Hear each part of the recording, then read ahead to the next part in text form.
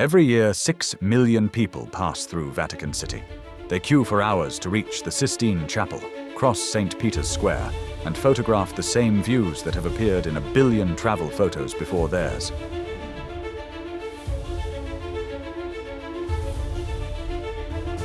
And almost every one of them leaves without knowing what they missed. Beneath the Basilica floor, behind locked corridors, and hidden inside buildings they walked right past, the Vatican holds secrets that most tourists never find. These are 10 of them. Ready? Let's roam. Number 10. The Bramante Staircase. In 1505, Pope Julius II needed a way to move horses and supplies to the upper floors of the Apostolic Palace without a single hoof touching a step. The solution was a helical ramp designed by Donato Bramante, wide enough for a loaded carriage to ascend in a continuous spiral. The architect Giuseppe Momo refined that idea in 1932 into the double-helix staircase visitors photograph today. 2 intertwining ramps around a shared column where those going up and those going down never cross paths. The entrance is not hidden. Most visitors simply never look for it. Number 9. The Vatican Gardens. Guglielmo Marconi, the man who invented radio, installed a working transmitter inside Vatican City in 1931 at the personal request of Pope Pius XI. That transmitter still operates today, inside a garden that covers more than half the territory of the world's smallest state and that most tourists never see. The Vatican Gardens trace their origins to 1279, when Pope Nicholas III enclosed orchards and vineyards on Vatican Hill and planted the first formal grounds on the site. Today, the gardens contain a medieval watchtower, a replica of the Lord's Grotto commissioned by Pope Leo XIII, and an unobstructed view of the exterior of the Sistine Chapel that no visitor standing inside it will ever see. Almost none of the tourists who pass nearby know they exist. Number 8. The Gallery of Maps. There is a corridor inside the Vatican Museums that most visitors walk through in under 2 minutes without realizing what surrounds them. In 1580, Pope Gregory XIII commissioned the cosmographer Ignazio Danti to paint 40 topographical maps of Italy and the papal territories across 120 meters of wall space.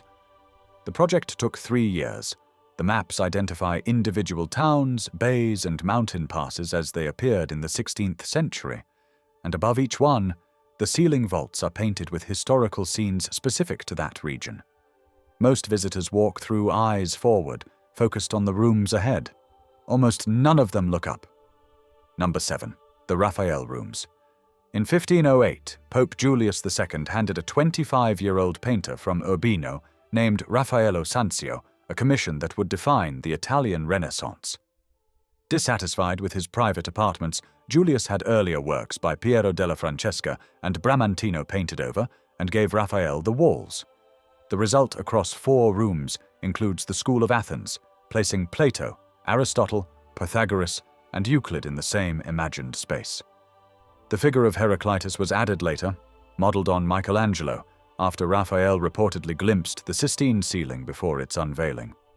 The 2 men worked within earshot of each other for years and left almost no record of what passed between them. Julius died in 1513.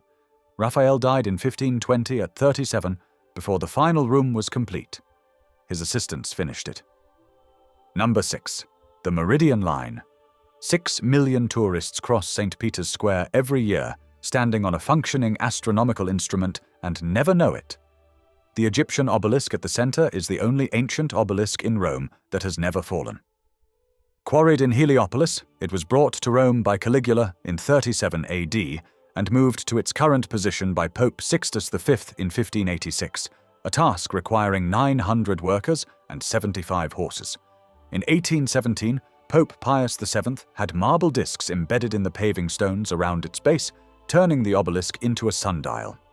At solar noon, its shadow falls precisely along a granite meridian line in the square. It has been telling time in the open air for over 200 years. Nobody looks down. Number 5. The Passetto di Borgo. Running along the top of the Vatican walls above the streets of Borgo is an 800-meter corridor connecting the Apostolic Palace to Castel Sant'Angelo. Its foundations lie in the Leonine Wall built by Pope Leo IV in 852, after a Saracen raid had sacked St. Peter's Basilica 6 years earlier. The walkway served one purpose: to keep the Pope alive. In 1494, Pope Alexander VI fled through it as the French army entered Rome. In 1527, Pope Clement VII used it again as the forces of Holy Roman Emperor Charles V tore through the city. 147 Swiss guards died covering his escape. Clement was trapped inside Castel Sant'Angelo for 7 months, watching Rome burn from the battlements. The corridor has recently reopened to visitors. Number 4. The Vatican Grottoes. Directly below the floor of St. Peter's Basilica lies a second church that most visitors never enter. The Vatican Grottoes were built between 1590 and 1591 to support the new Renaissance Basilica above, and Pope Clement VIII transformed them in 1592 into a sacred space, preserving statues, mosaics, and inscriptions rescued from the original 4th century basilica before its demolition. Today they hold the tombs of 91 popes alongside the graves of Queen Christina of Sweden and Queen Charlotte of Cyprus. Pope John Paul II was buried here in 2005 before being moved to the basilica above after his beatification in 2011. 91 popes interred below a floor that millions cross every year on their way to somewhere else. Number 3. The Apostolic Archives. Somewhere inside the Vatican is the letter Henry VIII wrote, requesting permission to end his marriage, the transcript of the trial that put Galileo under house arrest for the rest of his life, and the last words Mary Queen of Scots committed to paper before her execution. None of it is open to the public. The Vatican Apostolic Archive holds 85 kilometers of shelving spanning 12 centuries of papal history. Established by Pope Paul V in 1612 and opened to scholars by Pope Leo XIII in 1881, it permits 60 researchers inside each day. These documents did not record history from a distance.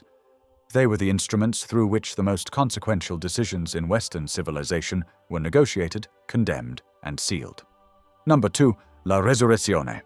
Every week, the Pope sits in front of a 66-foot sculpture of Christ, rising from a nuclear explosion, and addresses thousands of faithful looking directly at it.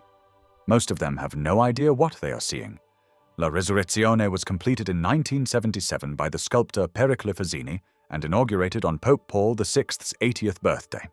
It depicts Christ rising not from a tomb, but from the crater of a nuclear explosion, arms outstretched above twisted metal and burning olive trees. Fazzini spent 7 years completing it, nearly dying from the fumes of his polystyrene test model in the process. Photographs went viral in 2022 when millions encountered it for the first time and could not believe it was real. It has been there since 1977. The question is not why no one told them. The question is why no one looked. Number 1. The Vatican Necropolis. 6 meters beneath the floor of St. Peter's Basilica, below the grottos and below the Renaissance foundations, lies an intact Roman street from the 1st century AD. The Vatican Necropolis was a functioning pagan burial ground running along the ancient Via Cornelia when Emperor Nero built his circus on the adjacent land, the same circus where, according to tradition, the Apostle Peter was crucified in 64 AD. Within decades, pilgrims were marking his grave. By the 2nd century, a small shrine known as the Trophy of Gaius had been built directly over it. Constantine sealed the necropolis under meters of earth and built the first St. Peter's Basilica over the tomb around 326 AD. It lay untouched for 16 centuries. Excavations ordered by Pope Pius XII in 1940 revealed mausoleums, frescoes, mosaics, and at the end of a narrow passage, a collection of bones that Pope Paul VI announced in 1968 had been identified with high probability as those of Peter himself.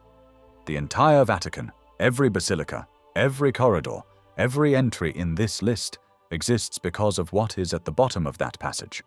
Most of the tourists standing directly above it will never know it is there. The Vatican is one of the most visited places on Earth and one of the least fully seen. Every entry in this list exists within a few hundred meters of the routes that 6 million people follow every year. None require special access or insider knowledge. The history has always been there. Most people just never stopped to find it. Subscribe for more videos on the hidden history of Italy and Rome, and check the description for links to plan your visit. Until next time, keep roaming.